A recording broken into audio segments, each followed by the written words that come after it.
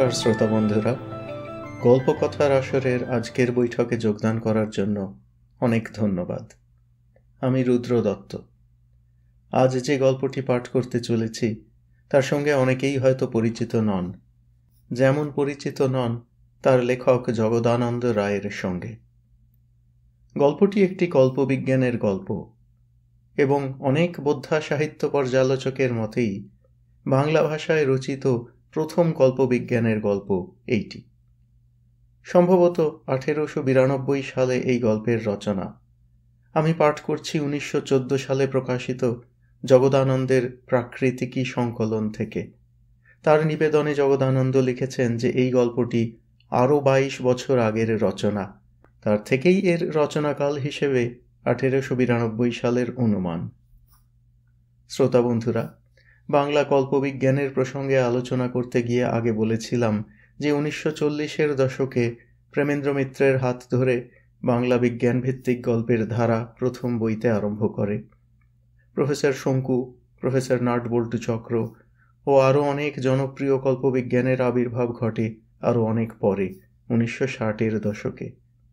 কিন্তু তার অনেক আগে 1908 সালে বেগম রোকেয়া এবং আরও আগে 1896 সালে জগদীশচন্দ্র বসু, আর সর্বপ্রথম 1892 সালে জগদানন্দ রায় এক একটি বিজ্ঞানভিত্তিক গল্প রচনা করে যান।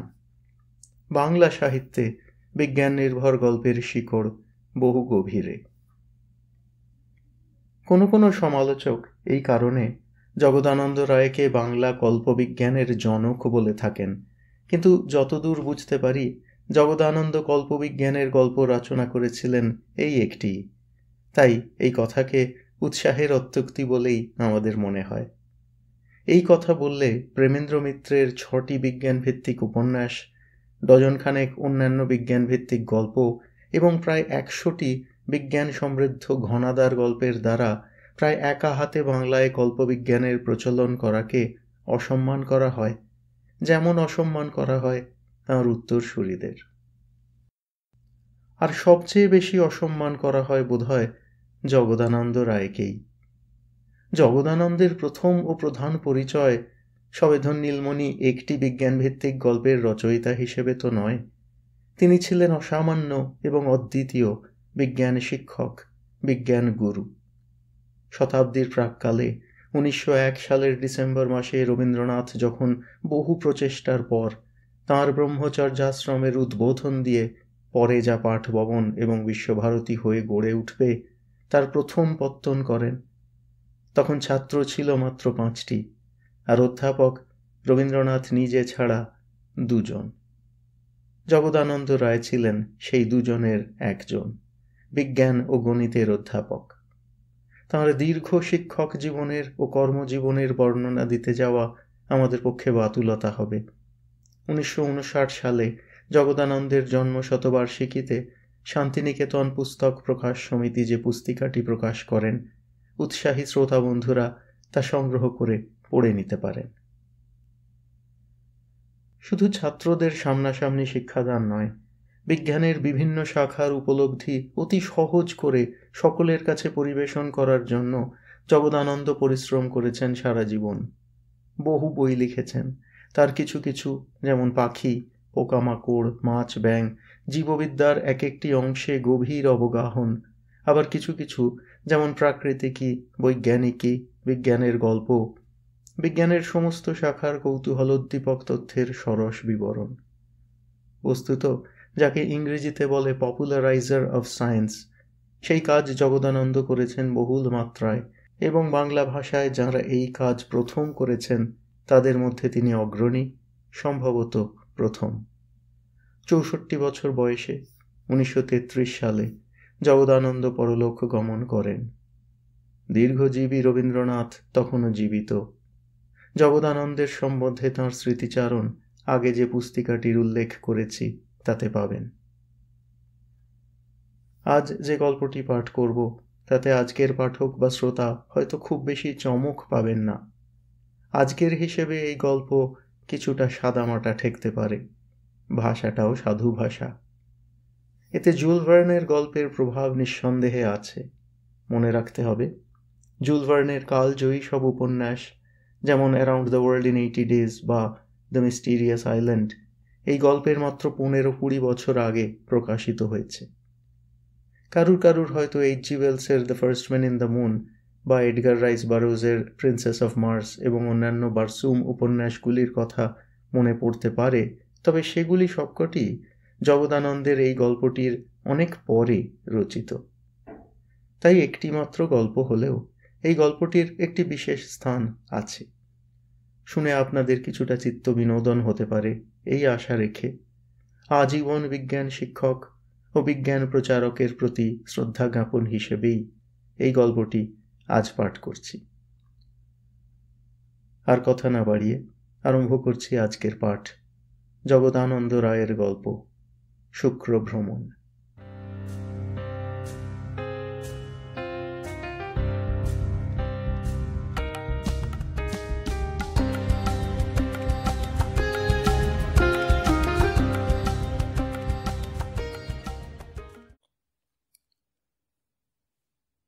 বাল্যকাল হইতে বিজ্ঞান চর্চায় আমার বড় আমোদ। এজন্য বহু চেষ্টায় কতকগুলি বিজ্ঞান গ্রন্থ এবং পুরাতন দ্রব্য বিক্রেতার দোকান হইতে 2-4টি জীর্ণ বৈজ্ঞানিক যন্ত্রও সংগ্রহ করিয়াছিলাম।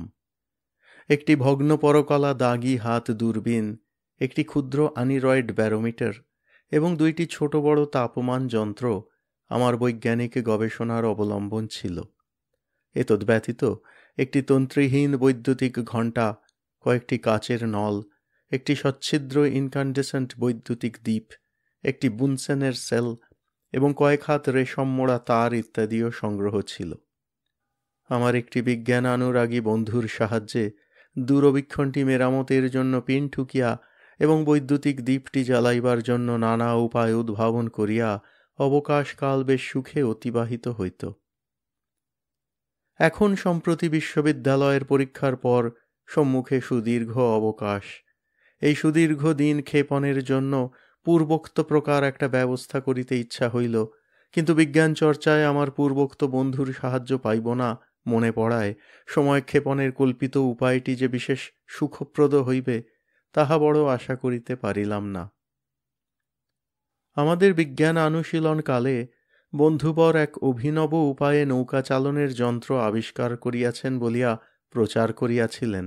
যন্ত্রটি পেটেন্ট করিবার আশায় ও বন্ধুগণের উত্তেজনায় একখানি নৌকা ও তদানুষঙ্গিক কল ইত্যাদিও বহু ব্যয়ে নির্মাণ করিয়াছিলেন। কিন্তু দুর্ভাগ্যবশত কল সাহায্যে চালানো দূরের কথা, রজ্জু দ্বারা সাধারণ উপায়ে চালাইতে গিয়াও তরিখানি নাকি উল্টাইয়া বিপরীতভাবে চলিতে আরম্ভ করিয়াছিল।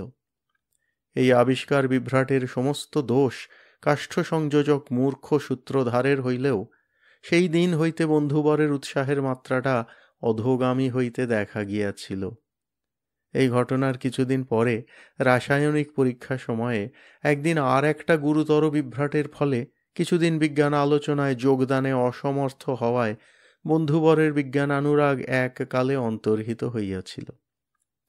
সেই সময় হইতে বহু চেষ্টাতেও বন্ধুকে আর বৈজ্ঞানিক ব্যাপারে হস্তক্ষেপ করাইতে পারি নাই, কিন্তু সর্বপ্রকার কথোপকথন কালে গম্ভীরভাবে 2-1টা বৈজ্ঞানিক বখনি দেওয়া স্বভাবটা তাহার পূর্ববৎ ছিল। তাহার আকর্ণ বিস্তৃত গুম্ফরাজি শোভিত চশমাবৃত মুখমণ্ডল দেখিয়া তিনি যে ভবিষ্যতে একজন উচ্চদরের লোক হইবেন তাহাতে বড় কেহ সন্দেহ করিতে পারিত না। বিতরাগী বন্ধুকে পুনরায় বিজ্ঞান আলোচনায় প্রবৃত্ত করা দুরাশা জানিয়াও একদিন প্রাতে তাহার সহিত সাক্ষাৎ করিলাম। যাহা দেখা গেল তাহাতে আমার উদ্দেশ্য সিদ্ধিপক্ষে আরও সন্দেহ উপস্থিত হইল। সেদিন রবিবার, বন্ধুর আফিস বন্ধ। তাহার সেই ক্ষুদ্র সজ্জিত ঘরে মেজের এক প্রান্ত অধিকার করিয়া কি লিখিতেছিলেন।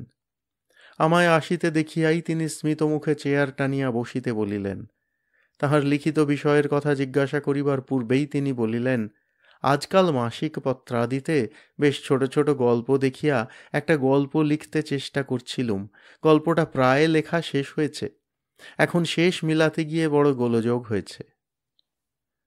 বন্ধুর এই অস্বাভাবিক পরিবর্তন ও অবৈজ্ঞানিক ব্যবহার দেখিয়া বড় বিস্মিত হইলাম।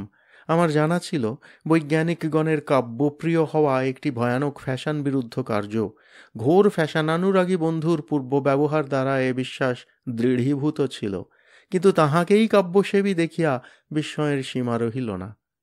তাহার পাঠগৃহের মেজের ওপর যে বড় বড় বৈজ্ঞানিক পুস্তক রাশি সজ্জিত ছিল, এখন দেখিলাম তাহার সকলগুলিই আলমারিবদ্ধ হইয়াছে। Shakespeare, Shelley, Tennyson, Michael, Rabindranath ও বঙ্কিমের চকচকে বাঁধানো পুস্তক টেবিল অধিকার করিয়াছে।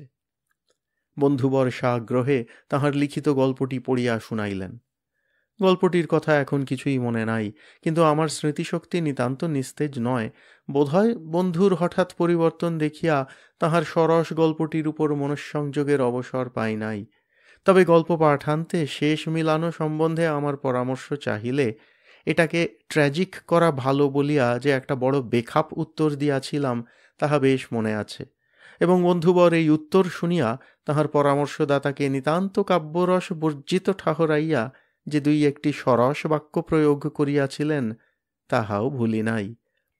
যাহা হোক, এই অবস্থার নবকাব্যানুরাগী বন্ধুকে বিজ্ঞান আলোচনায় পুনঃপ্রবৃত্ত করা বড় সহজ হইবে না ভাবিয়া ভগ্ন মনোরথ হইলাম। তবু মনোগত প্রকৃত ভাবটা আয়ত্ত করিবার ইচ্ছায় তাঁর অফিসের কথা তুলিয়া শীঘ্রই একটা পাকা চাকুরি পাইবার সম্ভাবনা, বড় সাহেবের হঠাৎ বদলির কারণ ইত্যাদি পাড়িয়া এডিসনের নূতন ফোনোগ্রাফ যন্ত্রের কথা উপস্থিত করিলাম। আমি ভাবিয়াছিলাম বৈজ্ঞানিক প্রসঙ্গ উত্থাপিত হইলেই বন্ধুবর নিরুত্তর হইবেন, কিন্তু এ প্রসঙ্গেও তাহার বাক্স্রোত পূর্ববৎ সমান খরবেগে প্রবাহিত হইতে লাগিল, এবং এডিসনের যন্ত্র সর্বাঙ্গ সুন্দর হইতে যে এখনও অনেক গবেষণা ও চিন্তার আবশ্যক, তাহার স্বভাবসুলভ কল্পনা সাহায্যে দুই একটি নূতন উদাহরণ দ্বারা তাহা বেশ বুঝাইতে লাগিলেন। সে যাহাই হোক, বৈজ্ঞানিক কথোপকথনে সোৎসাহে যোগ দিতে দেখিয়া বন্ধুর মতি পরিবর্তনের ইহাই উপযুক্ত অবসর বুঝিয়া ফোনোগ্রাফের কথা ও প্যারিস পরিদর্শনীর ইফেল টাওয়ারের নির্মাণ কৌশলাদির বিবরণ শেষ হইলে আমার নিজের কথাটা উপস্থিত করিলাম। পুনরায় বিজ্ঞান আলোচনায় যোগ দিতে হইবে শুনিয়া বন্ধু বাঙালি জাতির সর্বাঙ্গীন দুর্বলতা ও অরিজিনালিটির হীনতা সম্বন্ধে নানা কথার উত্থাপন করিলেন। পরে বহুমূল্য যন্ত্রাদির সাহায্য না লইয়া দরিদ্র বঙ্গ সন্তানদিগের বিজ্ঞান আলোচনার প্রয়াসটা যে পূর্ণ বাতুলতা, তাহাও বলিলেন। কিন্তু চক্ষু বুঝিয়া নিষেদিন আজগবি চিন্তা আহ্বান করা অপেক্ষা এ পাগলামি কতক ভালো বলিয়া পীড়াপিড়ি করায় বন্ধু অবশেষে আমার প্রস্তাবে স্বীকৃত হইলেন। কিন্তু অল্পদিন হইল হঠাৎ মাথার পীড়া উপস্থিত হওয়ায় ডাক্তারেরা তাহাকে কিছুদিনের জন্য গভীর চিন্তা এককালে ত্যাগ করিতে উপদেশ দিয়াছেন। এজন্য যন্ত্রাদি লইয়া পরীক্ষা বা গবেষণা সাপেক্ষ প্র্যাকটিক্যাল কার্য যে তাহার দ্বারা আপাতত হইবে না, সে কথাও বন্ধু বলিয়া রাখিলেন। অনন্য পায়ে হইয়া কয়েকখানি নূতন বৈজ্ঞানিক গ্রন্থ নির্দিষ্ট করিয়া উভয়ে মিলিয়া তাহাই আলোচনা করিবার মনস্থ করিলাম। ইহার পর 2 দিনে আমরা নির্দিষ্ট পুস্তকগুলি পড়িয়া বেশ সময় ক্ষেপণ করিয়াছি। তৃতীয় দিবসে বন্ধুর আগমন প্রতীক্ষা করিতেছি এবং তিনি আপিসে গিয়াছেন কিনা ভাবিতেছি, কারণ বিনা বেতনে অ্যাপ্রেন্টিসের কাজটা গভর্নমেন্টের উপর তাহার অনুগ্রহ প্রদর্শন বলিয়া ভাবিতেন, এবং সপ্তাহে 6 দিনই যে তিনি অনুগ্রহ প্রকাশে বাধ্য তাহা ন্যায়ানুগত বিবেচনা করিতেন না। যাহা হোক, এমন সময় একখানি ছোট পুস্তক হস্তে বন্ধু আসিয়া উপস্থিত হইলেন। বন্ধু আনিত পুস্তকখানি জনৈক বিখ্যাত ইংরাজ জ্যোতির্বিদের রচনা। অবশ্য ইহাতে গ্রহ উপগ্রহ সম্বন্ধে অনেক নূতন জ্ঞাতব্য বিষয় আছে ভাবিয়া সেদিন ওই পুস্তকখানি পাঠের ব্যবস্থা করা গেল। বন্ধু পুস্তকখানির 2-4 পাতা উল্টাইয়া শুক্রগ্রহের বিবরণ পড়িতে লাগিলেন। সেদিন বড় গরম। শুক্রগ্রহের বিবরণ পাঠ সমাপ্ত হইলে অপর এক নূতন বিষয়ে পাঠারম্ভে বড় ইচ্ছা হইল না। বন্ধুও সেদিন 2-1টি হাই তুলিয়া পার্শ্বের ইজি চেয়ারখানির আশ্রয়ে শুইয়া পুস্তকের পাতাগুলি ঘন ঘন উল্টাইতে লাগিলেন এবং অবশেষে বন্ধ করিয়া রাখিয়া দিলেন। উভয়ের সম্মতিক্রমে সেদিন আর অধিক পড়া হইল না। বন্ধু ইজি চেয়ারে অর্ধশায়িত অবস্থায় বসিয়া শুক্রগ্রহ সম্বন্ধে নানা কথা বলিতে লাগিলেন, এবং গ্রহটি আমাদের পৃথিবীর ন্যায় জীববাসোপযোগী বলিয়া যে একটা কথা উঠিয়াছে, সে বিষয়েও তাহার মত প্রকাশ করিতে লাগিলেন। আমি চক্ষু মুদ্রিত করিয়া বন্ধুর কথা শুনিতে লাগিলাম। এই অবস্থায় কত পরে মনে নাই, বোধ হইল যেন আমি বন্ধু কথিত শুক্রগ্রহের অন্ধকার ভাগে আসিয়া উপস্থিত হইয়াছি। রাত্রিদ্বীপ প্রহরে পৃথিবীর জনহীন সুপ্ত প্রান্তর যে প্রকার শান্ত ও গম্ভীর দেখিয়াছি, ইহাও সেই প্রকার গাম্ভীর্যপূর্ণ বলিয়া বোধ হইল। এই সময় একটা কথা মনে পড়িল। চন্দ্রের যেমন একাংশ সর্বদাই আলোকিত ও অপরাংশ অন্ধকারাচ্ছন্ন থাকে, শুনিয়াছি শুক্রগ্রহেরও সেই প্রকার একই অংশ চিরতমসাবৃত থাকে। এই অংশ কখনো সূর্যালোকে আলোকিত হয় নাই এবং হইবারও আশা নাই ভাবিয়া রাত্রের নিস্তব্ধতা যেন দ্বিগুণ বলিয়া বোধ হইল। পৃথিবীর রাত্রির ন্যায় এই চিরনিশাময় গ্রহের অন্ধকার অতি নিবিড় নয়। আকাশে ভাসমান অনন্ত নক্ষত্রপুঞ্জের মধ্যে অনেকগুলি অত্যন্ত দীপ্তিসম্পন্ন দেখাইল। আকাশে দৃষ্টি নিক্ষেপকালে একটি বৃহৎ জ্যোতিষ্ক সহসা আমার নয়ন গোচর হইল। ইহার নিকটে আর একটি ক্ষুদ্র নক্ষত্র দেখিলাম। এই জ্যোতিষ্ক যুগল দেখিয়াই ইহারা আমার চিরপরিচিত আবাসভূমি পৃথিবী ও তাহার উপগ্রহ চন্দ্র বলিয়া স্থির করিলাম, এবং আমাদের ধনজন পূর্ণ পৃথিবী অনন্ত আকাশ ও অনন্ত সৃষ্টির তুলনায় কত ক্ষুদ্রতম পদার্থ তাহা কল্পনা করিয়া বিস্ময়পূর্ণ হইতে লাগিলাম। আকাশে পৃথিবীর উচ্চতা এবং ইহার অবস্থানাদি দেখিয়া গ্রহের কোন অংশে আমি উপস্থিত হইয়াছি মনে মনে তাহার একটা স্থূল হিসাব করিলাম। দেখিলাম ইহার অনালোকিত ভাগের পূর্বাংশে প্রায় বিষুবরেখার নিকট আসিয়া উপস্থিত হইয়াছি। এ স্থান হইতে আলোকিতাংশের ব্যবধান প্রায় 600 ক্রোশ হইবে।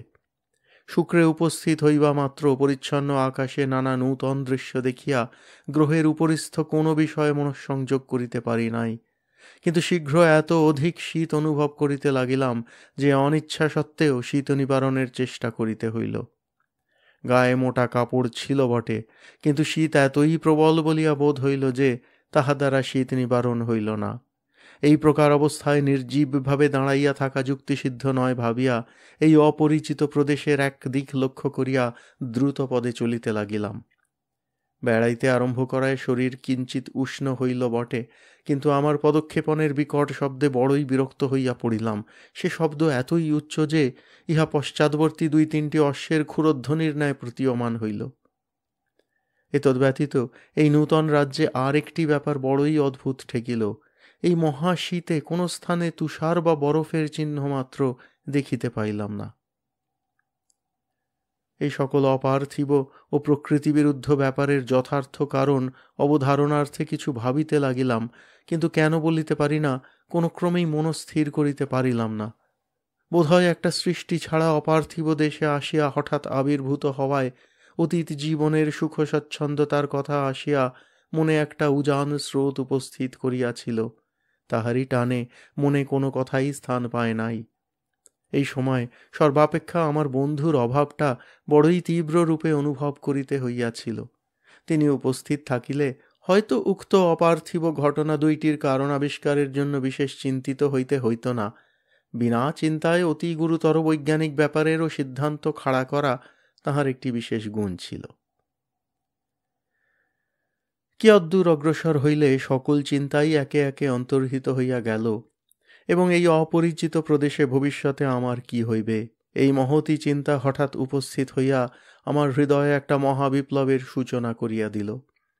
আমি অনন্য পায়ে হইয়া ঝটিকাক্রান্ত তরীর ন্যায় ইতস্তত ভ্রমণ করিতে লাগিলাম।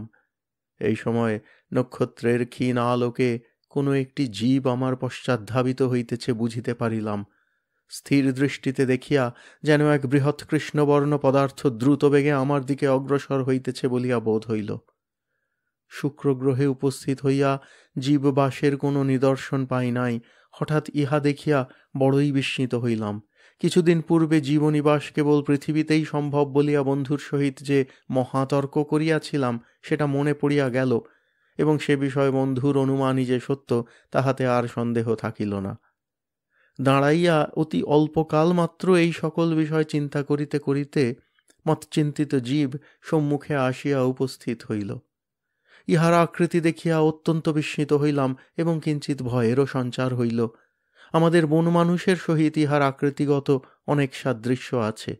সর্বশরীর ঘন কৃষ্ণলোমাবৃত, শরীরের তুলনায় মস্তকটি অত্যন্ত বৃহৎ। এতদ্ব্যতীত হস্তপদাদি দীর্ঘ নখযুক্ত ও দেহ সম্পূর্ণ উলঙ্গ। এই ভীষণ জীবটি আমার পূর্ববর্তী হইয়া এত বিকট চিৎকার করিতে লাগিল যে চিরসুপ্ত স্তব্ধ প্রান্তরও যেন সেই ভীষণ কোলাহলে কম্পিত হইতে লাগিল। এই অপূর্ব জীবের অপূর্ব গর্জন আক্রমণের সূচনা বিবেচনা করিয়া আত্মরক্ষার জন্য প্রস্তুত হইলাম, কিন্তু আমার ন্যায় ক্ষীণদেহ পার্থিব জীব ইহার সুতীক্ষ্ণ বক্রদন্তের সহিত যে এক মুহূর্তকাল যুঝিবে তাহা বিশ্বাস হইল না। অদৃষ্ট ফলের উপর নির্ভর করিয়া দৃঢ়পদে দাঁড়াইয়া রহিলাম। ক্রমেই তাহার উচ্চ গর্জন মন্দীভূত হইতে লাগিল। ইহা দেখিয়া আমাকে আক্রমণ করা ব্যতীত ইহার অপর কোনো উদ্দেশ্য আছে বলিয়া বোধ হইল, এবং তাহার নানা অঙ্গভঙ্গি পরীক্ষা করিয়া নিশ্চয়ই আমাকে সহগামী হইবার জন্য ভাব প্রকাশ করিতেছে বুঝিলাম। বর্তমান অবস্থায় তাহার মতের বিরুদ্ধে কার্য করা কিছুতেই যুক্তিসিদ্ধ নয় ভাবিয়া তাহার নিকটবর্তী হইবা মাত্র সে আমার পূর্বাবলম্বিত পথ ত্যাগ করিয়া আর এক নূতন পথে চলিতে আরম্ভ করিল। আমিও তাহার অনুগমন করিলাম। দেখিলাম শুক্রবাসী জীব অতি দ্রুত চলিতে পারে। আমি পূর্বে যে তাহাকে দৌড়িতে দেখিয়াছিলাম তাহা বাস্তবিক দৌড় নয়, তাহার সাধারণ পদক্ষেপ এতই দীর্ঘ যে মানব পদক্ষেপণের 10 গুণও ইহার সহিত সমান হয় না। আমি তাহার নির্দিষ্ট পথে যথাসাধ্য দ্রুত চলিতে লাগিলাম। শুক্রগ্রহের এই দারুণ শীতে শরীর উষ্ণ রাখিয়া জীবন ধারণার্থে স্বভাবতই ইহারা স্থূল লোমাবৃত ও দ্রুত গমনশীল হইয়াছে বলিয়া বোধ হইল। আমার এই অদ্ভুত সহচরের সহিত কিয়দ্দূর অগ্রসর হইলে আমাদের অনুসৃত পথের সম্মুখেই নক্ষত্রের ক্ষীণ আলোকে একটা বৃহৎ মৃত্তিকা স্তূপ দেখা গেল। পথপ্রদর্শক জীবটি সেই স্তূপাভিমুখে চলিতে লাগিল এবং আমরা অতি অল্পকাল মধ্যেই তথায় উপস্থিত হইলাম। সমতল ভূমিতে এ প্রকার স্তূপ বড়ই অস্বাভাবিক ঠেকিল। শুক্রগ্রহে আমি নবাগত, সুতরাং তুচ্ছ পার্থিব জ্ঞান দ্বারা ইহার প্রাকৃতিক ব্যাপারের উপর মতামত প্রচার করা এবং বিধাতার অনন্ত সৃষ্টির প্রত্যেক ঘটনা পার্থিব বিজ্ঞানের ক্ষুদ্র সীমাভুক্ত করিবার চেষ্টা যে স্বল্পবুদ্ধির পরিচায়ক তাহা বুঝিয়া এই স্তূপটি কি জানিবার জন্য বড় কৌতূহলাক্রান্ত হইলাম। আমার সহচর স্তূপের নিকটবর্তী হইবা মাত্র মহাচিৎকার আরম্ভ করিল। 2-1 শব্দ করিবা মাত্র তাহার একাংশ আলোকিত হইয়া উঠিল এবং স্তূপগাত্রস্থ গহ্বর হইতে আমার সহচরের ন্যায় আকৃতি বিশিষ্ট কয়েকটি জীব বহির্গত হইয়াই আমার সম্মুখে দাঁড়াইয়া মহাকলরব আরম্ভ করিল।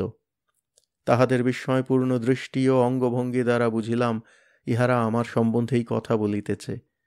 তাহাদের অপূর্ব ভাষায় কিয়ৎকাল এই প্রকার শব্দ করিয়া আবাসস্থানে প্রবেশের জন্য আমাকে ইঙ্গিত করিতে লাগিল, কিন্তু তাহাদের আগ্রহাতিশয় দেখিয়াও আমি তাহাদের অনুগমনে সাহসী হইলাম না। বাল্যকালে আরব্য উপন্যাসের যে সকল গল্প শুনিয়াছিলাম এবং ঘোর বর্ষার সন্ধ্যায় ঠাকুরমার ক্রোড়ে মাথা রাখিয়া মুদ্রিত নেত্রে রাক্ষসপুরী ও পিতৃভক্ত রাজপুত্রের রূপকথা শুনিয়া নির্মম রাক্ষসকুল ও বিপন্না রাজপুত্রী সম্বন্ধে যে একটা কল্পনা খাড়া করিয়াছিলাম, এবং সেই রাক্ষসপুরীর করুণ কাহিনীর সহিত জলপ্লাবিত পুষ্করিণীর আনন্দমত্ত ভেকের কোলাহল ও মৃদুগম্ভীর মেঘগর্জনের এক বিশেষ সম্বন্ধ আছে ভাবিয়া ঠাকুরমার কোলের নিকট ঘেঁষিয়া শুইয়াছিলাম, সেই সকল অতি পুরাতন স্মৃতি যেন সজীব হইয়া আমার গতিরোধ করিল। বগদাদের বণিকপুত্র যদি পৃথিবীতে থাকিয়া এত বিপদাক্রান্ত হইতে পারে, আমি ক্ষুদ্র পার্থিব জীব বিধাতার এক নূতন রাজ্যে আসিয়া তদনুরূপ বিপদ সংঘটন কেন অসম্ভব বিবেচনা করিব? শুক্রজীবগণের ব্যবহার আদরব্যঞ্জক হইলেও তাহাদের আতিথ্য গ্রহণ সর্বাংশে বিপদশূন্য বলিয়া বোধ হইল না। গুহাভিমুখে অগ্রসর হইতে পারিলাম না। আমার এই অনিচ্ছার ভাব দেখিয়া তাহাদের মধ্যে একজন ত্বরিতপদে গুহা প্রবেশ করিল এবং অতি অল্প সময়ের মধ্যে এক অদ্ভুত দীপহস্তে প্রত্যাবর্তন করিয়া গুহার দ্বারে দাঁড়াইল। এবার গুহা বিবর হইতে অপর একটি জীব বহির্গত হইল। এটি আমার পূর্ব পরিচিত শুক্রবাসীর জাতীয় নয়, তাহা স্পষ্ট বুঝিতে পারিলাম। অনতি উজ্জ্বল দীপালোকে তাহার দেহ শুভ্র বস্ত্রাবৃত দেখাইল এবং বাহ্য আকৃতি ও চালচলন সকলই মনুষ্যের ন্যায় দেখিলাম। জগদীশ্বরের এই অদ্ভুত রাজ্যে আমার ন্যায় আর একটি দুর্ভাগ্য মনুষ্য সন্তান দেখিয়া বিস্মিত হইলাম। বিস্ময় ও আনন্দে ক্ষণিক কর্তব্য জ্ঞান শূন্য হইয়া এক বিপুল আবেগপূর্ণ হৃদয় দৌড়িয়া তাহার নিকট উপস্থিত হইলাম। সেখানে গিয়া যাহা দেখিলাম তাহাতে আর বিস্ময়ের সীমা থাকিল না। এক ভয়ানক চিৎকার করিয়া তাহাকে আলিঙ্গন করিলাম। আমার জীবনে এই প্রকার উচ্ছ্বাস ও আবেগপূর্ণ আলিঙ্গন কখনো করি নাই, এবং এ প্রকার অব্যক্ত কঠোর চিৎকার আর কখনো আমার কণ্ঠ নিঃসৃত হইয়াছে বলিয়া মনে পড়ে না। আলিঙ্গনবদ্ধ এই ব্যক্তি আমার সেই বৈজ্ঞানিক বন্ধু। বন্ধুর আজানুলম্বিত ঢোলা কামিজ দেখিয়া দূর হইতেই তাহাকে চেনা উচিত ছিল, কিন্তু তাহাকে কখনো বিমর্ষ ও নিরুৎসাহ দেখি নাই। এখন এই দুইটা মিলিয়া তাহাকে এমনই রূপান্তরিত ও অস্বাভাবিক করিয়া তুলিয়াছিল যে অতি অল্প দূর হইতেও তাহাকে চিনিতে পারি নাই। আমার বাহুবদ্ধ হইয়াও বন্ধুর মৃত্তিকা সংলগ্ন দৃষ্টি উত্তোলিত হইল না। তাহার স্থির প্রশান্ত মূর্তি প্রস্তরবৎ নিশ্চলই থাকিল। কয়েকবার নাম ধরিয়া ডাকাডাকি করায় মস্তক উত্তোলন করিলেন, এবং আমাকে দেখিবা মাত্র তাহার নিরুৎসাহ ব্যঞ্জক বিমর্ষ বদনমণ্ডলে বিস্ময়ের ছায়া আসিয়া পড়িল। বোধহয় তিনি আমার অস্তিত্বের উপর সন্দিহান হইয়া সকলেই এই অদ্ভুত রাজ্যের মায়ার খেলা ভাবিয়াছিলেন। যাহা হোক, আমি যে শুক্রবাসীগণের মায়াপ্রসূত নহি এবং প্রকৃতই তাহার চিরপরিচিত পার্থিব সুহৃদ, তাহা নানা উপায়ে বিশ্বাস করাইয়া দিলাম। বিশ্বাস সংস্থাপনায় অবশ্য কিঞ্চিৎ ক্লেশে স্বীকার করিতে হইয়াছিল। একজন বন্ধুকে এই প্রকার সন্দেহ করায় পরে তিনি বড়ই লজ্জিত হইয়াছিলেন, এবং তাহার ন্যায় একজন পূর্ণ জড়বাদীর পক্ষে প্রত্যক্ষ মানুষটাকে একেবারে মায়ার রচনা বলিয়া উড়াইয়া দিবার কল্পনাটাও যে একটি গুরুতর অপরাধ, তাহা পরে স্বীকার করিয়াছিলেন। আমার শুক্রে গমনের বিবরণ আদি বিবৃত করিয়া বন্ধুর আকস্মিক লোকান্তর আগমনের কারণ জিজ্ঞাসা করিলাম। তিনি বলিলেন, ভাই, তোমার বৈঠকখানা ঘরে সেই আরাম কেদারায় শুইয়া আলবোলার নলটি মুখে রাখিয়া সদ্য আলোচিত গ্রহ প্রকৃতই জীববাসোপযোগী কিনা, কি প্রকার জীব সে স্থানে বাস করিতে পারে, তাহার বিষয় ভাবিতেছিলাম, এবং অল্প চিন্তার পর একটা সিদ্ধান্তে উপনীত হইবার উদ্যোগও করিয়াছিলাম। কিন্তু এই সিদ্ধান্ত যে কতদূর অগ্রসর হইয়াছিল এবং উদ্গারিত ধূম নলটিই বা কখন ওষ্ঠচ্যুত হইয়াছিল, তাহা কিছুই মনে নাই। তাহার কিঞ্চিত পরেই কি এক অদ্ভুত কুহকে আমার কল্পিত অধিবাসীগণের দুর্গন্ধময় গহ্বরে নীত হইয়াছি। এ প্রকার বিস্ময়জনক ঘটনার কথা কখনো শুনি নাই। কোন দেশের কোন বিজ্ঞানবিদ এই অদ্ভুত উপায়ে জ্যোতিষিক আবিষ্কার করিয়াছেন শুনিয়াছ কি? আমি নানা প্রকারে বন্ধুকে প্রফুল্ল করিবার চেষ্টা করিতে লাগিলাম, এবং সকলকেই যে একই নির্দিষ্ট উপায়ে আবিষ্কার করিতে হইবে তাহার কোনো বাধা নিয়ম নাই, তাহা হইলে লভেরিয়রের নূতন গ্রহ আবিষ্কার ব্যাপারটা একেবারে উড়াইয়া দিতে হয়, এ সকল কথাও তাহাকে বুঝাইয়া বলিলাম। আমার আশ্বাসবাণীতে বন্ধুর বিষাদাঙ্কিত গম্ভীর মুখমণ্ডলে ঈষৎ হাস্যরেখা ফুটিয়াছিল কিনা দেখি নাই। নিকটবর্তী শুক্রবাসীগণ পরস্পর মহাকলরব আরম্ভ করিয়াছিল, দৃষ্টি সেই দিকে আকৃষ্ট ছিল। আমাদিগকে গুহা প্রবেশ করাইবার জন্য শুক্রবাসীগণ বড়ই আগ্রহ প্রকাশ করিতে লাগিল। বন্ধু যখন অক্ষত শরীরে গুহা নিষ্ক্রান্ত হইয়াছেন, তখন ভয়ানক শীতে জীবন ধারণ অপেক্ষা তাহাদের আতিথ্য গ্রহণ যে বিশেষ বিপদ সংকুল, তাহা বিবেচনা হইল না। বন্ধুরও গুহা প্রবেশে অমত ছিল না। আমার খর্বদেহ পূর্ব সহচরটি এবারও পথপ্রদর্শক হইয়া দীপহস্তে সর্বাগ্রে গুহা প্রবেশ করিল। আমরা পশ্চাৎ চলিলাম। শুক্রবাসীর ন্যায় বর্বর জাতির ক্ষুদ্র গার্হস্থ্য সুখের প্রয়োজনীয় সকল বস্তুই গুহায় সজ্জিত দেখিলাম। গুহাটি বেশ গরম। শুক্রের অন্ধকার অংশে সূর্য কিরণাভাবে বৃক্ষাদি জন্মিতে পারে না, কাজেই কাষ্ঠ, কয়লা ইত্যাদি দাহ্য পদার্থও তথায় এককালীন উৎপন্ন হয় না। এজন্য শুক্রের জীবগণ এক প্রকার নিকৃষ্ট প্রাণীর বসা সংগ্রহ করিয়া অগ্নি উৎপন্ন করে। দেখিলাম শীত নিবারণার্থে গুহার দুই অংশে বসা অগ্নি জ্বলিতেছে, এবং গুহাটি বেশ আলোকিত হইয়াছে। বন্ধু শুক্রগ্রহে উপনীত হইয়া ইহার অধিবাসীদের অনেক গার্হস্থ্য ব্যাপার প্রত্যক্ষ করিয়াছিলেন। তাহার নিকট শুনিলাম ইহারা প্রায়ই উদ্ভিজ্জ ভোজী। মৃত্তিকা খনন করিয়া শুক্রগর্ভের অতি নিম্ন প্রদেশে উদ্ভিদাদি উৎপন্ন করে। সৌর তাপাভাবে ইহাদের উৎপত্তির কোনো অনিষ্ট হয় না। শুক্রের আভ্যন্তরীণ তাপ দ্বারা সূর্যতাপের কার্য সাধিত হয়। কি পরিমাণ তাপে কোন উদ্ভিদ ভালো উৎপন্ন হইবে ইহা তাহারা বেশ বুঝে, এবং তাপের আবশ্যকতা অনুসারে উদ্ভিদ ক্ষেত্রের গভীরতা নির্দিষ্ট করিয়া থাকে। এতদ্ব্যতীত ইহারা বসা সংগ্রহের জন্য যে সকল পশু হত্যা করে তাহাদের মাংস মধ্যে মধ্যে সিদ্ধ করিয়া আহার করে এবং লোমশ চর্ম শয্যা ও বস্ত্রাচ্ছাদন রূপে প্রস্তুত রাখে। আমরা অগ্নিপার্শ্বে আশ্রয় গ্রহণ করিয়া গল্প করিতে লাগিলাম। এই অবকাশে এক শুক্রবাসী আহার প্রস্তুত করিয়া আমাদের সম্মুখে উপস্থিত হইল। হিসাব করিয়া দেখিলাম আমরা প্রায় 10 ঘণ্টা শুক্রগ্রহে উপস্থিত হইয়াছি। নানা উৎকণ্ঠা ও আবেগের আবর্তে পড়িয়া রসনেন্দ্রিয় তৃপ্তি ও উদর সেবার কথাটা মনে স্থান পায় নাই, কিন্তু এখন এই গুহায় আশ্রয় গ্রহণ করায় শারীরিক অবসাদ বেশ বুঝিতে পারিয়াছিলাম এবং আহারেচ্ছাটাই অতি প্রবল বলিয়া বোধ হইয়াছিল। আহার্যের সদ্ব্যবহারে আমার মোটেই অমত ছিল না। অজ্ঞাত ব্যবহার বর্বর জাতির প্রদত্ত আহার্য নির্বিবাদে গ্রহণ করা অদূরদর্শিতার পরিচায়ক বলিয়া বন্ধুবর প্রথমে আহারে অনিচ্ছা প্রকাশ করিয়াছিলেন, কিন্তু শেষে আমার সহিত যোগদান করা আপত্তিকর বিবেচনা করেন নাই। বোধহয় তাহার দার্শনিক হৃদয়টাও উদরের কুহকে ঠিক থাকিতে পারে নাই। আহারান্তে পকেটবদ্ধ চুরুট বাহির করিয়া ধূমপান করিতে লাগিলাম। বন্ধু চুরুট ধূমপানের বিশেষ পক্ষপাতী ছিলেন না। তিনি নিকটস্থ চর্মশয্যা আশ্রয় করিয়া আমাদের শুক্র পরিভ্রমণ ও গুহাত ত্যাগাদি সম্বন্ধে নানা কল্পনা করিতে লাগিলেন। বন্ধুর বিষাদ কালিমাঙ্কিত মুখমণ্ডল যেন ক্রমেই প্রফুল্ল ভাব ধারণ করিতে লাগিল। তাহার প্রশান্ত দৃষ্টি যেন জগতের অতিগুহ্য জটিল তত্ত্বেরও মর্মস্থলে আঘাত করিতে উদ্যোগী। আমার মুখনিসৃত কুণ্ডলিত ধূম স্থির দৃষ্টিতে নিরীক্ষণ করিতে লাগিলেন। তুচ্ছ ফুৎকারজাত ধূমের ক্ষণিক উত্থান পতনে বন্ধু কোনো গভীর দার্শনিক তত্ত্বাবিষ্কারের সুযোগ পাইয়াছিলেন কিনা জানি না। আমরা কিঞ্চিৎ বিশ্রামান্তে গুহার বাহিরে আসিলাম। অত্যুজ্জ্বল নক্ষত্রভূষিত আকাশের নিচে শান্ত প্রকৃতি বড়ই মনোরম বলিয়া বোধ হইল। অনতিকৃষ্ণ প্রান্তরের সহিত অনন্ত আকাশের আলিঙ্গন আরও মধুর। ক্ষীণ নক্ষত্রালোকে শুক্রগ্রহটিকে একটি অনন্ত বিষাদে পূর্ণ করিয়া রাখিয়াছে। এটা যেন সৃষ্টিকর্তার ছেলে খেলার উদাহরণ। অনন্ত শক্তির আধার বিশাল নক্ষত্র ও নানা ঋতু সম্পন্ন গ্রহাদি নির্মাণ করিতে করিতে বালসুলভ চাপল্যবশত তিনি যেন কি গড়িতে কি গড়িয়া ফেলিয়াছেন। কিন্তু আশ্চর্যের বিষয় এই যে ভাগ্যবান ভ্রাতাদের সহিত চিরদগ্ধ ও বিষাদ অবগুণ্ঠিত শুক্রগ্রহটিও জগৎ নিয়ন্তার কীর্তিগাথার অনন্ত টানে একটি ক্ষীণ স্বর যোজনায় ভুলে নাই।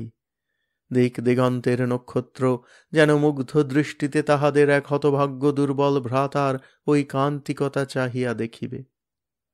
তখনও আমাদের পৃথিবী ক্ষুদ্র চন্দ্রের সহিত দিগন্তে প্রকাশিত ছিল। আমরা কিঞ্চিত অপেক্ষা করিয়া পৃথিবীর অস্তগমন দৃশ্য দেখিতে লাগিলাম। অসীম স্তব্ধ আকাশের এক প্রান্তে পৃথিবী মিটমিট জ্বলিতেছিল। অনন্ত বিশ্বের তুলনায় পৃথিবী কি এতই ক্ষুদ্র? তবে পৃথিবীর ক্ষুদ্র জীব মানুষই বা কত ক্ষুদ্র, এবং তাহাদের আকাঙ্ক্ষা দুঃখ ও বাসনাই বা কত ক্ষুদ্র। বড়ই ক্ষোভের কথা, এই সুমহান দৃশ্যের মধ্যে বিশ্বমহিমার সার তত্ত্বটুকু প্রত্যক্ষ করিয়াও আধ্যাত্মিকার চরমোৎকর্ষ হিন্দু সন্তানটির মনে একটুও বৈরাগ্যের ভাব উদিত হয় নাই। গগন প্রান্তের ক্ষুদ্র আলোক বিন্দুটি আমার সেই মধুর গৃহ মনে করিয়া দিয়াছিল। বহুদূর স্থিত ছায়ারাজ্যের এক ক্ষুদ্র অংশ অধিকার করিয়া যে ক্ষুদ্র বাগানটি আছে, তাহাতে বান্ধব সমাগম ও সান্ধ্য আলাপন যে কত মধুর, তাহাই কেবল মনে জাগিতেছিল। এই সুদীর্ঘ মরু ব্যবধান উত্তীর্ণ হইয়া কখন সেই অতুল সৌন্দর্যময় জীবজগতের প্রাত্যহিক জীবনোৎসবে যোগ দিতে পারিব, কেবল তাহাই ভাবিতেছিলাম। বন্ধু তো আত্মহারা। চন্দ্র অস্তে গিয়াছে। পৃথিবী তখনও দিগন্ত প্রান্তে স্নিগ্ধোজ্জ্বল শেষ কিরণ বর্ষণ করিয়া অস্তগমনোন্মুখ। বন্ধু এই দৃশ্যে যে কত বড় কবিত্ব আবিষ্কার করিয়াছিলেন জানি না, তবে ইহার মধ্যে তিনি যে একটু কিছু সূক্ষ্ম দেখিতেছিলেন, তাহার অচটুল নয়ন যুগল ও স্থির মূর্তিতে তাহা বেশি প্রতিভাত হইতেছিল। ক্ষুদ্র ক্ষুদ্র নক্ষত্র গ্রহাদির অস্তদৃশ্য শুক্রগ্রহে বাস্তবিকই এক নূতন ঘটনা। পৃথিবীর আকাশ সর্বদা জলীয় বাষ্পে পূর্ণ থাকায় ক্ষুদ্র জ্যোতিষ্কগণ দিগন্তবর্তী হইবা মাত্রই বাষ্পাবরণে অদৃশ্য হইয়া যায়। ইহাদের ক্ষীণ জ্যোতি বাষ্পরাশি ভেদ করিয়া ধরাপৃষ্ঠে পৌঁছিতে পারে না, কিন্তু শুক্রের অন্ধকার অংশে কোনো সময়েই সূর্য উদিত হয় না। এজন্য তাপাভাবে জলীয় বাষ্প উৎপন্ন হইতে না পারায় আকাশ পরিচ্ছন্ন থাকে ও প্রত্যেক ক্ষুদ্র নক্ষত্রটিও মানবচক্ষে দীপ্তিশালী দেখায়। এই ভয়ানক শীতে শুক্রপৃষ্ঠে বরফ তুষারাদি অভাবের কারণ বন্ধুকে জিজ্ঞাসা করায় ইহাও সৌর তাপাভাবের কারণ বলিয়া স্থির করিলেন। কথাটা প্রকৃত বলিয়াই বোধ হইল।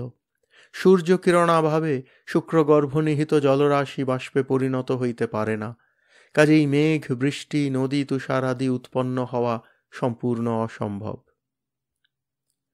অসভ্য শুক্রবাসীগণের আতিথ্য গ্রহণ করিয়া আমরা অনেক কাল গুহাবাস করিলাম। শুক্রগ্রহে সময় নিরূপণ ব্যাপারটা বড় কঠিন। আমাদের রাত্রি দিনের মতো ইহাতে একটা বড় সময় বিভাগের কোনো উপায়ই নাই। আমার পকেটে একটি ঘড়ি ছিল, তাহাতে কেবল 12 ঘণ্টার হিসাব চলিত। তাহার পর সকলই গোলযোগ হইয়া যাইত। একই অংশ সূর্যালোকে উন্মুক্ত রাখিয়া আমাদের 224 দিন 18 ঘণ্টায় শুক্র সূর্য প্রদক্ষিণ করে জানিতাম। কাজেই পৃথিবীর স্বীয় কক্ষ প্রদক্ষিণকালে, অর্থাৎ 1 বৎসর পরে যে সকল জ্যোতিষ্কগণের উদয়াস্ত প্রত্যক্ষ করে, শুক্র হইতে তদপেক্ষা অল্পকাল 224 দিনে ঠিক সেই সকল জ্যোতিষ্কগণের উদয়াস্ত দেখা যাইবে, এ কথাটা হঠাৎ মনে পড়িয়া গেল।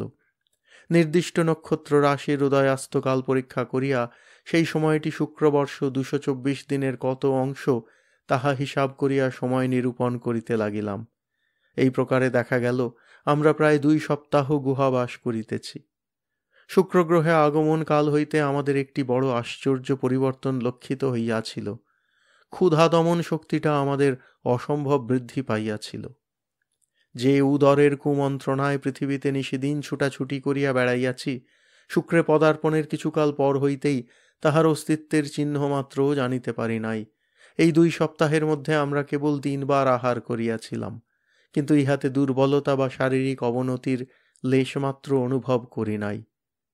শুনিয়াছি দেবতারা অমৃতপানে অমর ও ক্ষুধারহিত হইয়াছেন। যদি আহার লিপ্সাহীনতা দেবত্বের একটা অঙ্গ হয়, তাহা হইলে শুক্রগ্রহে আসিয়া যে আমরা ঈশ্বরত্বের একটা বড় সোপানে আরোহণ করিয়াছিলাম, তাহাতে আর সন্দেহ নাই। আমাদের পৌরাণিক স্বর্গ যে কতকটা শুক্রগ্রহের ন্যায়, বন্ধুবর তাহা ইহা হইতে সপ্রমাণ করিয়াছিলেন। যাহা হোক, আমাদের অসম্ভব ক্ষুধানিরোধ শক্তির প্রকৃত কারণ আবিষ্কারের জন্য বন্ধুকে অনেক পরিশ্রম করিতে হইয়াছিল। এই গবেষণায় অনিচ্ছা সত্ত্বেও আমি বন্ধুকে কিঞ্চিত সাহায্য করিয়াছিলাম। অনেক পরীক্ষা করিয়া শুক্রবাসীদিগের প্রধান খাদ্য এক জাতীয় শাক সর্বাপেক্ষা পুষ্টিকর দেখা গেল। কেবল একবার মাত্র ইহা আহার করিলে প্রায় 10 দিবস পর্যন্ত সামান্য ক্ষুধারও উদ্রেক হয় না। এই উদ্ভিজ্জাহারই যে আমাদের ভোজন স্পৃহা নিরোধের একমাত্র কারণ, তাহাতে আর সংশয় রহিল না। বহুকাল এক স্থানে থাকিয়া মন বড় অস্থির হইল। বন্ধু বলিলেন, শুক্রের অন্ধকার অংশে যাহা দেখিবার ছিল সকলই দেখা গেল। এখন ইহার সূর্য কিরণ উন্মুক্ত অপরার্ধে কি আছে দেখা যাক। বন্ধুর কথায় আমার অনুমাত্র অমত ছিল না। আমি প্রসঙ্গক্রমে 2-1 এ বিষয়ে প্রস্তাব করিয়াছিলাম, কিন্তু তাহার গুহাত্যাগে অনিচ্ছার লক্ষণ দেখিয়া কথাটা স্পষ্ট প্রকাশ করি নাই। যাহা হোক, আমরা শীঘ্রই শুক্রের অপরার্ধ ভ্রমণার্থে উদ্যোগ করিতে লাগিলাম। পথে শীত নিবারণ উপযোগী লোমশ চর্ম এবং 2 মাসের আহার উপযোগী পূর্ববর্ণিত ক্ষুধানাশক শাক ইত্যাদি কয়েকটি পদার্থ সঙ্গে লইবার ব্যবস্থা করা গেল। আমরা শীঘ্রই গুহাত্যাগ করিতেছি শুনিয়া শুক্রবাসীগণ মধ্যে এক ঘোর আকুলতা আসিয়া পড়িল। অসভ্য শুক্রজীবের নিকট প্রীতি আমরা আশা করি নাই। আমার প্রথম পরিচিত শুক্রবাসী ঘটোৎকচ গুহাত্যাগের উদ্যোগ দেখিয়া আমাদের সঙ্গে যাইবার জন্য বড়ই অনুরোধ করিতে লাগিল। আমাদের সহচর হইলে পথপ্রদর্শন ও অপর অনেক কার্যে ইহার সহায়তা পাইব দেখিয়া তাহাকে সঙ্গে লইবার আমাদের আপত্তি হইল না। সংগৃহীত পশুচর্মে গাত্রাচ্ছাদন করিয়া ঘটোৎকচের মস্তকে আহার্য উদ্ভিজ্জাদির ভার রাখিয়া আমরা গুহা ত্যাগ করিলাম। নক্ষত্র পর্যবেক্ষণ দ্বারা দিক নির্ণয় করিয়া আমরা শুক্রের বিষুব রেখার সমান্তরাল পথে পূর্বাভিমুখে চলিতে লাগিলাম। গণনা করিয়া দেখা গেল আমাদের অবলম্বিত পথানুক্রমে 600 ক্রোশ চলিলে শুক্রের আলোকিতাংশে উপস্থিত হওয়া যাইবে। শুক্রের আকাশ সর্বদাই মেঘহীন ও পরিচ্ছন্ন, এজন্য পর্যবেক্ষণ কার্যের কোনোই অসুবিধা হইত না। পথিমধ্যে আমাদের সমবেত চেষ্টায় শুক্রের একটি অপ্রাকৃতিক ঘটনার মীমাংসা হইয়াছিল।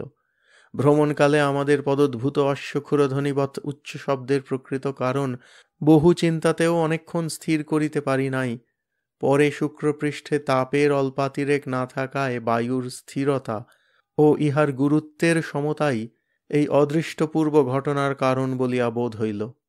আমাদের পদক্ষেপণে স্তব্ধ বায়ুরাশি এতই আন্দোলিত হয় এবং তজ্জাত শব্দতরঙ্গ এত অধিককাল স্থায়ী হয় যে তাহা হইতেই পূর্বোক্ত শব্দ শ্রুত হইয়া থাকে।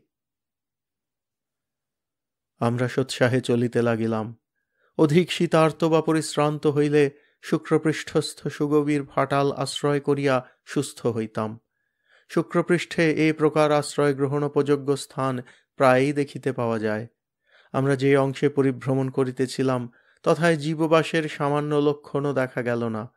দিগন্ত বিস্তৃত বিশাল সমতল প্রান্তরের ভীষণ দৃশ্যটা মধ্যে মধ্যে হৃদয়ে এমন হাহাকার উত্থিত করিত যে পদক্ষেপণের সামর্থ্যটুকু পর্যন্ত ক্ষণকালের জন্য লয়প্রাপ্ত হইত। যাহা হোক, বন্ধুর দার্শনিক মনটি বড়ই সুশিক্ষিত বলিতে হইবে। বিজ্ঞানের কথা তুলিলেই এই ঘোর নৈরাশ্যের মধ্যেও মনকে একবারে বৈজ্ঞানিক ব্যাপারে নিয়োজিত করিতে পারিতেন। নিজেই যুক্তি উত্থাপন ও তাহার খণ্ডন করিয়া উপস্থিত বিপদের কথা ভুলিয়া মহানন্দ উপভোগ করিতেন। কিছুকাল এই প্রকারে অগ্রসর হইয়া হিসাব করিয়া দেখিলাম আমরা 1 সপ্তাহ চলিতেছি এবং ইতিমধ্যে 100 ক্রোশেরও অধিক পথ অতিক্রম করিয়াছি।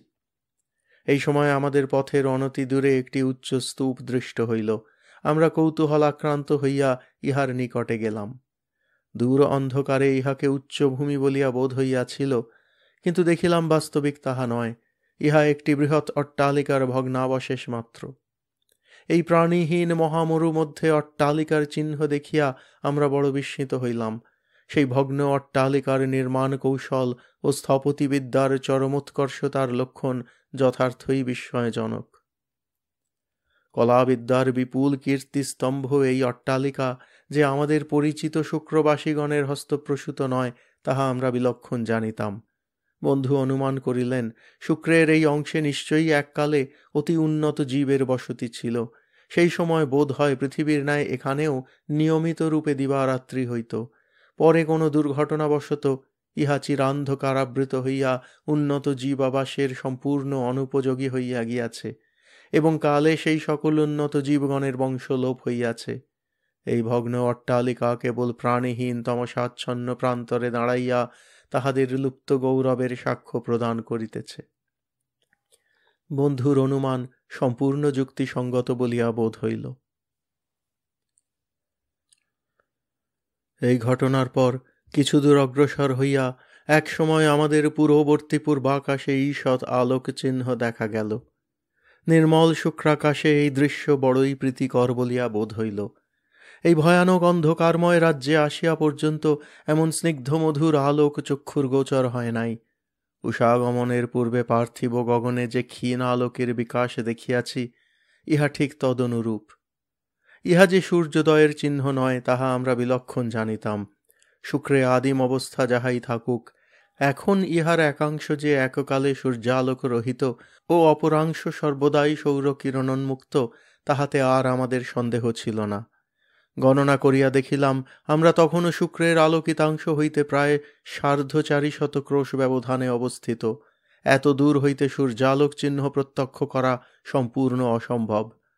বন্ধু বলিলেন, আমরা পৃথিবীতে সূর্য উদয়ের অনেক পূর্বে যেমন রশ্মি সকলের পথ পরিবর্তন দ্বারা বহু দূরস্থিত সূর্যের আলোক দেখিতে পাই, এখানেও হয়তো সেই প্রকারে শুক্র বায়ুরাশিতে দূরস্থিত সূর্যরশ্মি প্রবেশ করায় তাহার পথ পরিবর্তিত হইয়া এই বহু দূরবর্তী স্থানও আলোকিত করিতেছে। বন্ধুর কথাটা বৈজ্ঞানিক যুক্তিসঙ্গত হইলেও উপস্থিত বিষয়ে তাহা প্রযোজ্য বলিয়া বোধ হইল না। বায়ু আবরণে আলোকপথ পরিবর্তন ইহার কারণ হইলে গুহাবাসকালে আমরা আলোক দেখিতে পাইতাম। শুক্র বায়ুরাশির গভীরতা ও ইহার রশ্মিপথ পরিবর্তন ক্ষমতা, ইন্ডেক্স অফ রিফ্র্যাকশন, বোধহয় পৃথিবীর বায়ু অপেক্ষা অল্প। এজন্য গুহাবাসকালে পার্থিব সান্ধ্যালোকের টুয়াইলাইট ন্যায় কোনো আলোক নয়নগোচর হয় নাই। উপস্থিত বিষয়টির কোনো মীমাংসা হইল না। এ সময় আমার ক্ষুদ্র অ্যানিরয়েড ব্যারোমিটারটির কথা মনে হইল, সেটি সঙ্গে থাকিলে অনেক কাজে লাগিত। আমরা অপ্রতিহত গতিতে অগ্রসর হইতে লাগিলাম।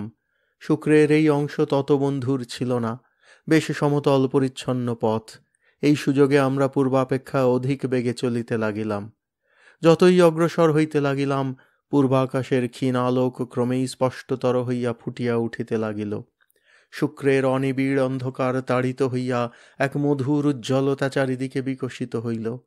পূর্ব গগনের তারকা সকল ক্রমেই জ্যোতিহীন হইয়া একে একে নিবিয়া গেল। কিছুক্ষণ পরে এই আলোক এতই উজ্জ্বল হইয়া উঠিল যে আমাদের ছায়া পর্যন্ত স্পষ্ট দেখিতে পাইলাম। এই অভাবনীয় পরিবর্তন বড়ই প্রীতিপ্রদ হইয়াছিল। আমরা প্রায় ৯-১০ ক্রোশ অগ্রসর হইলে আর এক নূতন দৃশ্য নয়নগোচর হইল।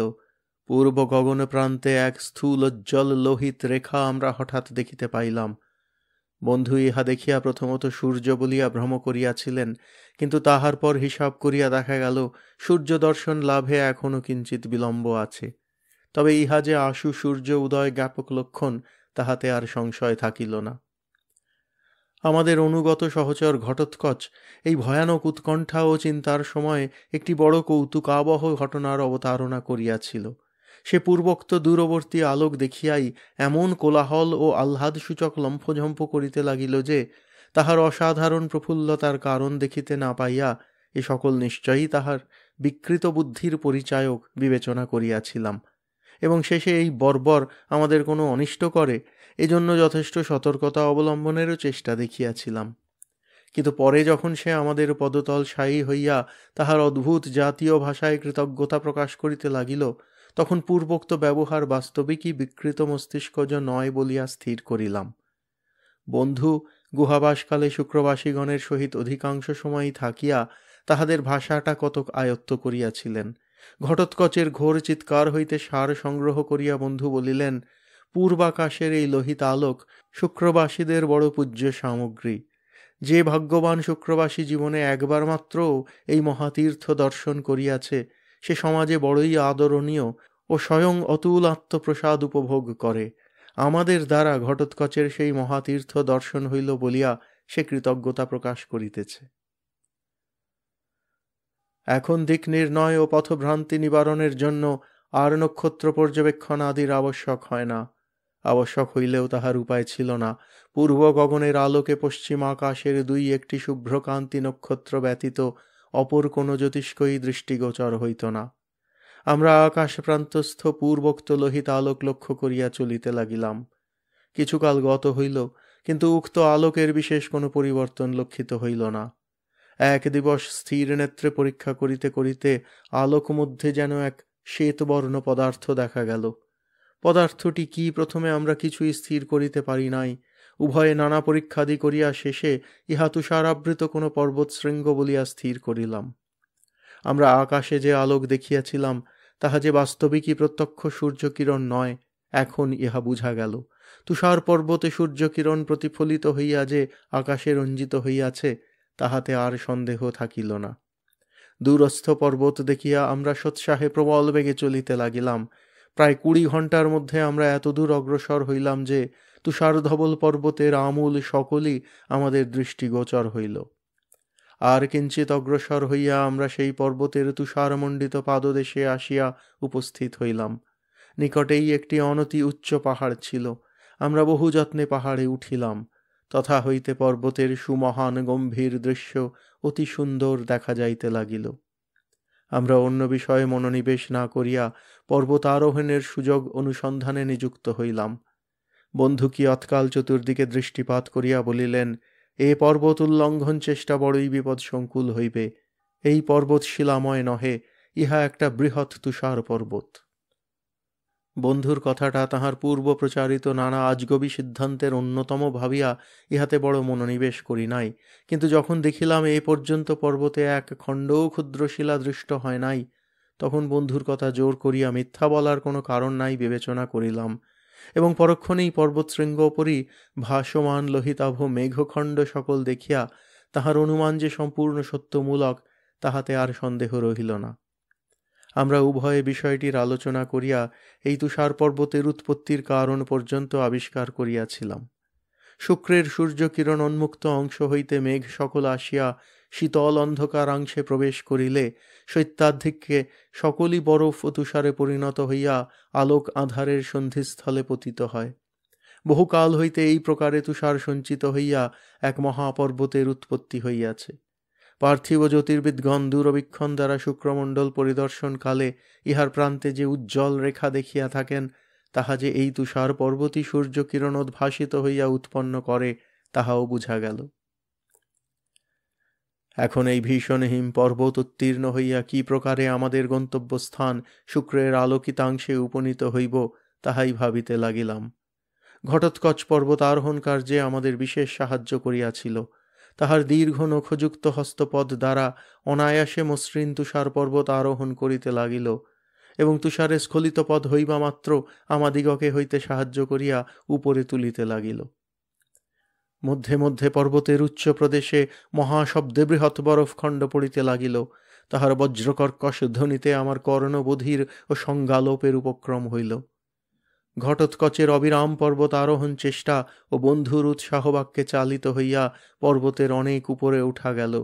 এই সময় সুবর্ণ গোলকের ন্যায় স্থির সূর্য আমরা প্রথমে নীল আকাশে উদিত দেখিয়াছিলাম, কিন্তু সেই মহাশীতে ও আসন্ন মৃত্যুর সম্মুখে প্রথম সূর্য দর্শনের কবিত্বটুকু অনুভব করিতে পারি নাই। কখন একখণ্ড বরফ বজ্র নিনাদে আসিয়া তুষার সমাধিতে চিরশায়িত করিবে, এই চিন্তায় তখন হৃদয় পূর্ণ ছিল। কত উচ্চে উঠিয়াছিলাম হিসাব করি নাই, তবে বহুকাল আরোহণ করিয়া আমরা যে একটি অপেক্ষাকৃত অল্পোচ্চ পর্বত শিখরে আসিয়াছিলাম, তাহা বেশ মনে আছে। আমরা সেই স্থানে দাঁড়াইয়া পর্বতের অপর পার্শ্বে দৃষ্টিপাত করিলাম। নিম্নে বিশাল সমুদ্র ও ভাসমান বৃহৎ বরফ স্তূপ ব্যতীত অপর কিছু দৃষ্টিগোচর হইল না। আমরা তুষার পর্বতের যে স্থানে দণ্ডায়মান ছিলাম, তথা হইতে পর্বতের পার্শ্বদেশ ক্রমনিম্ন হইয়া মৃত্তিকায় মিলিত হইয়াছে।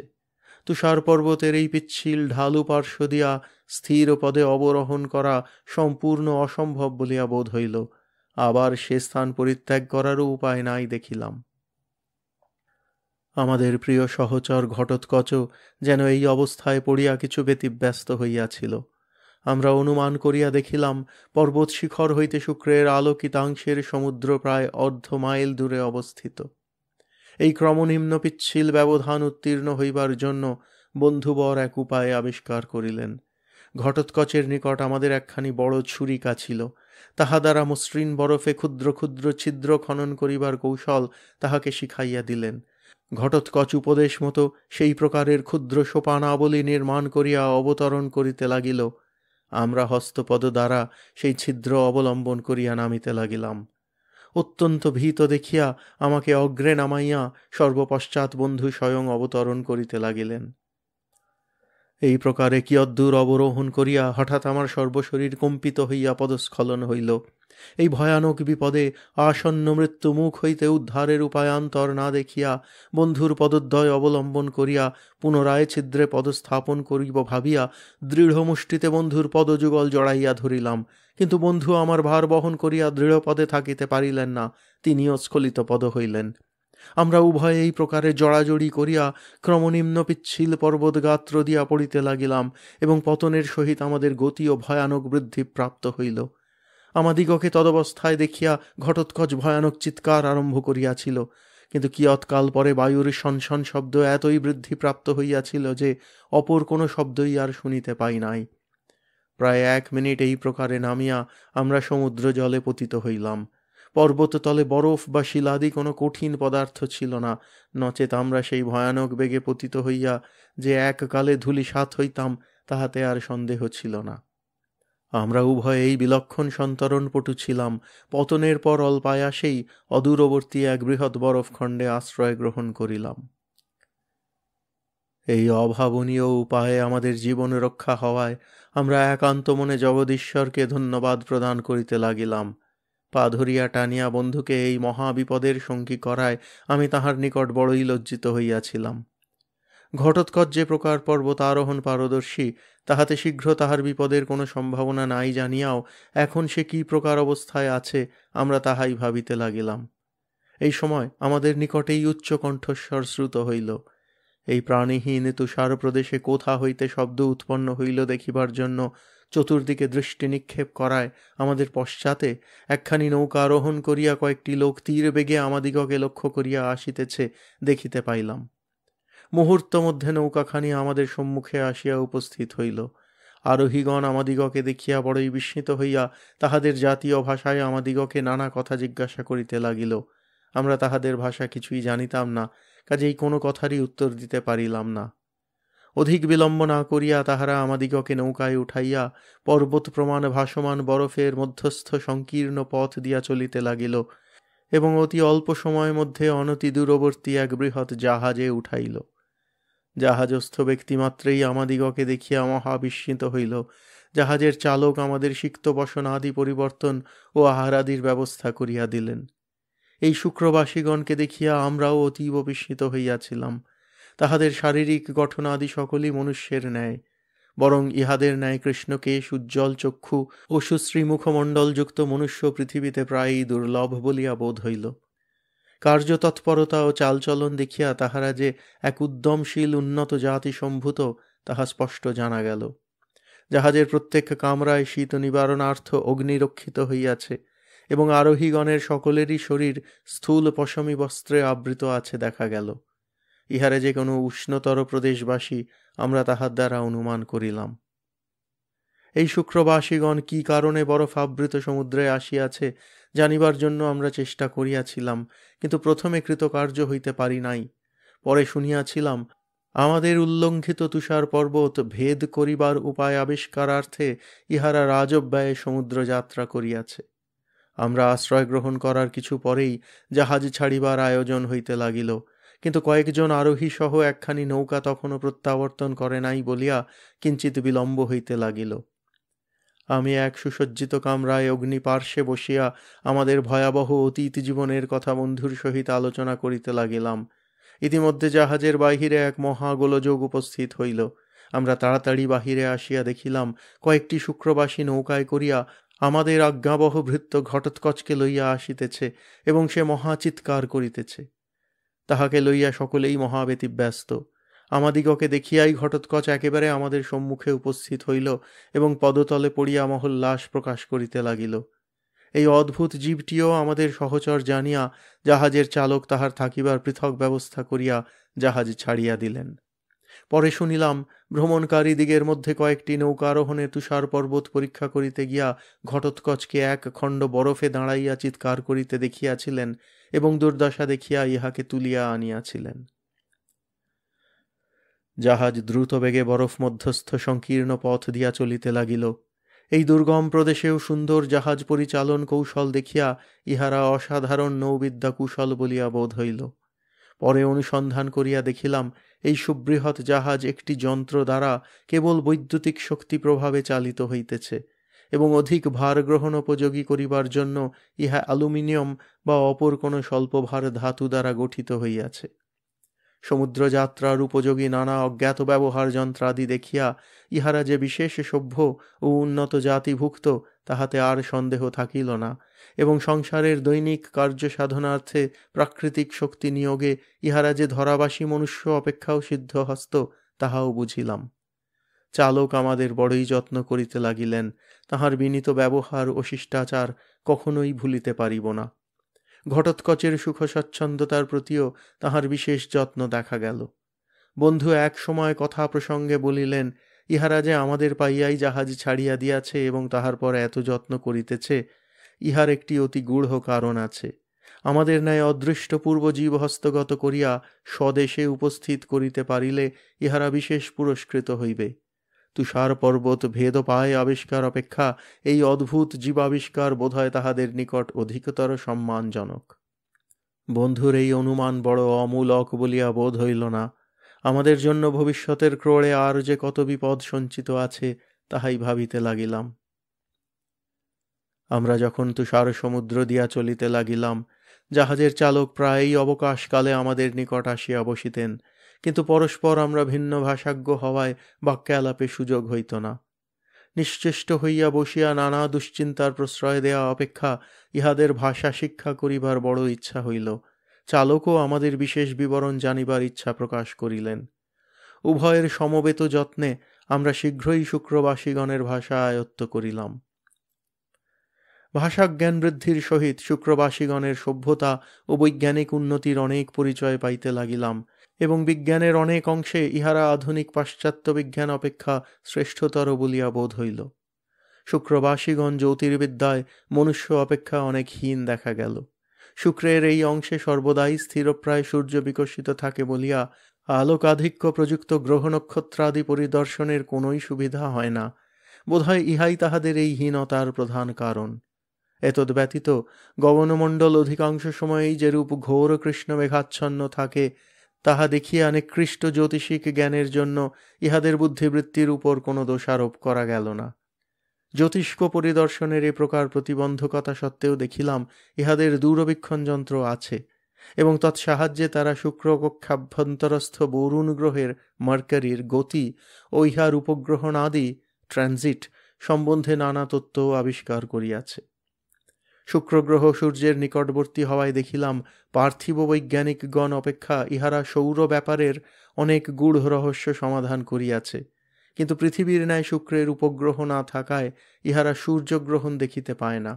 কাজেই পূর্ণগ্রহণজাত সূর্যের 6টা মুকুটই করোনা বা কি পদার্থ সে বিষয়ে তাহারা সম্পূর্ণ অজ্ঞ। শুক্রবাসীগণের এই জ্যোতিষিক অজ্ঞতাবশত আমাদিগকে বড়ই কষ্ট পাইতে হইয়াছিল। শুক্রের ন্যায় পৃথিবী নামে একটা গ্রহ যে সৌর পরিবার মধ্যে আছে, ইহারা তাহা জানিত না, এবং দেখাইবার কোনো উপায়ও ছিল না। আমরা ঘটোৎকচের সহিত যে তুষার পর্বত উল্লঙ্ঘন করিয়া এ প্রদেশে উপস্থিত হইয়াছি, তাহা বরং ইহাদের বিশ্বাস্য হইয়াছিল, কিন্তু আমরা যে বহু দূরস্থিত ধরাবাসী 2টি জীব, তাহা কিছুতেই বিশ্বাস করাইতে পারি নাই। বহু বাকবিতণ্ডায় আমরা যে শুক্রের আলোকিতাংশের জীব নহি, ইহা তাহারা বিশ্বাস করিয়াছিল, এবং আমরা যে অন্ধকারাচ্ছন্ন শুক্রবাসী, ইহা তাহারা স্পষ্ট বুঝিয়াছিল। যাহা হোক, আমরা যে অন্ধকারাবৃত শুক্রবাসী নহি, এবং ইতিপূর্বে যে আমরা অনেকবার সূর্য মুখ দর্শন করিয়াছি, সৌর কৃষ্ণচিহ্নের ডার্ক স্পটস উল্লেখ করিয়া তাহাদিগকে বুঝাইয়া দিলাম। আমরা যে বরুণ গ্রহের ন্যায় কোনো একটি গ্রহের অধিবাসী, অবশেষে তাহা ইহারা স্বীকার করিয়াছিল। শুক্রের আলোকিতাংশের অধিবাসীবর্গের পূর্বোক্ত স্থূল বিবরণ জানিয়া এই অসাধারণ বুদ্ধিসম্পন্ন উন্নত জাতির আবাসস্থান ও তাহাদের প্রাত্যহিক কার্যকলাপ দেখিবার জন্য বড় উৎসুক হইলাম। এখন আর আমরা নিতান্ত নিরানন্দ ও ম্রিয়মান হইয়া থাকি না। অনেক সময়েই জাহাজের চালক ও কর্মচারীদের সহিত আমোদ আহ্লাদে যোগ দিয়া সময় বেশ নির্বিবাদে কাটিয়া যায়। কিন্তু বন্ধু যেন ক্রমেই বিমর্ষ হইতে লাগিলেন। বোধহয় আমাদের এই আমোদ আহ্লাদ তাহার সেই সাংসারিক সুখের স্মৃতি উত্তেজিত করিয়া দিয়াছিল। আমি একদিন আমাদের নির্দিষ্ট ক্ষুদ্র ক্যাবিনে আহারান্তে মুদ্রিত চক্ষে বিশ্রাম করিতেছি। বন্ধু ধীর পদে আসিয়া আমার নিকট উপবেশন করিলেন, এবং মুদ্রিত নয়ন হইলেও আমাকে সজাগ জানিয়া শুক্রবাসীদের আচার ব্যবহার আদি সম্বন্ধে নানা কথা বলিতে লাগিলেন। সেদিন বিমর্ষতার মাত্রাটা কিছু অধিক দেখিয়া প্রসঙ্গক্রমে তাহার এই হঠাৎ পরিবর্তনের কথা জিজ্ঞাসা করায় বন্ধুবর স্পষ্টই বলিলেন, শুক্রের উভয়াংশে যাহা কিছু জ্ঞাতব্য বিষয় ছিল সকলই জানা গিয়াছে। শুক্রের তামসাচ্ছন্ন মহাপ্রান্তর পরিভ্রমণকালে যে উৎসাহ ছিল, তাহা আর কিছুই নাই। এখন যেন একটা ভয়ানক নিরুদ্যম ও অবসাদ আসিয়া হৃদয় আচ্ছন্ন করিয়াছে, এবং সকলই যেন ঘোর নিরানন্দময় ও এক ঘেয়ে বলিয়া বোধ হইতেছে। বন্ধুর কথা শেষ না হইতে কামরার বাহিরে এক মহা কোলাহল শোনা গেল, যেন কয়েকজন লোকে উচ্চৈঃস্বরে পরস্পরে বিবাদ করিতেছে বলিয়া বোধ হইল। ব্যাপারটা কি দেখিবার জন্য কৌতূহল আবিষ্ট হইয়া চক্ষু খুলিয়া যেমন উঠিয়াছি, দেখিলাম আমার সেই ক্ষুদ্র বৈঠকখানা ঘরের কৌচের নিকট দাঁড়াইয়া রহিয়াছি। বুঝিলাম আমি এ পর্যন্ত কৌচেই শায়িত ছিলাম। নিচের ঘরে আমার এক উড়িয়া বেহারার সহিত এক দেশীয় ভৃত্যের মহা ঝগড়া আরম্ভ হইয়াছে। উভয়েই যথাসাধ্য চিৎকার করিতেছে। যদিও উভয় ভৃত্যই এক নির্দিষ্ট হারে বেতন পাইত, তথাপি প্রাধান্য লইয়া তাহাদের মধ্যে প্রায়ই বিবাদ হইত, এবং প্রত্যেকে অপরের উপর যথাসাধ্য প্রভুত্ব স্থাপনের প্রয়াস পাইত। আজও যে সেই পুরাতন প্রাধান্য প্রশ্নের মীমাংসার জন্য এই গোলযোগ, এবং এই গোলযোগই যে আমার সুখ স্বপ্ন ভঙ্গের কারণ, তাহা বুঝিতে পারিলাম। তখন রাত্রি 8টা বাজিয়া গিয়াছে। ঘরের মেজের ওপর মিটমিট করিয়া সেজ জ্বলিতেছিল। বন্ধুর অনুসন্ধানে পার্শ্বে দৃষ্টিপাত করিয়া দেখিলাম তাহার অধিকৃত কেদারাখানি শূন্য পড়িয়া রহিয়াছে। স্বপ্নদর্শনকালে বন্ধু কি প্রকার অবস্থায় ছিলেন জানিবার জন্য অত্যন্ত উৎসুক হইলাম। বিলম্ব না করিয়া তাহার বাড়ি গেলাম। দেখিলাম বন্ধু বড় ব্যস্ত, এবং তাহার স্বভাবগম্ভীর মুখমণ্ডল অত্যন্ত প্রফুল্ল। তিনি স্বপ্ন সম্বন্ধে কোনো কথাই জানেন না দেখিয়া 2-1 কথার পর তাহার নিকট বিদায় গ্রহণ করিলাম, এবং পরদিবস উভয়ে মিলিয়া স্বপ্নদৃষ্ট ব্যাপারের আলোচনা করিব বলিয়া স্থির করিলাম। সে রাত্রে আর নিদ্রা হইল না। গৃহিণী অবশ্যই আসন্ন অসুখের আশঙ্কা করিয়াছিলেন, কিন্তু দিবসে বিলক্ষণ নিদ্রা হইয়াছিল বলিয়া কোনো অসুখই হয় নাই। প্রাতে শুনিলাম একটি অস্থায়ী চাকুরির পরোয়ানা পাইয়া বন্ধু সেই রাত্রেই বিদেশ যাত্রা করিয়াছেন। রাত্রে আমার সহিত সাক্ষাৎ হইলে এ শুভ সংবাদ আমাকে বলেন নাই ভাবিয়া মনে একটু খটকা থাকিল। যাহা হোক, সেই অবধি এই অদ্ভুত স্বপ্নের কথা কাহাকেও বলি নাই।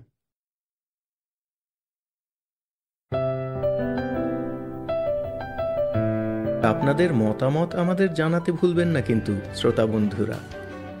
আমাদের ওয়েবসাইট golpokothar.org, golpokothar.org।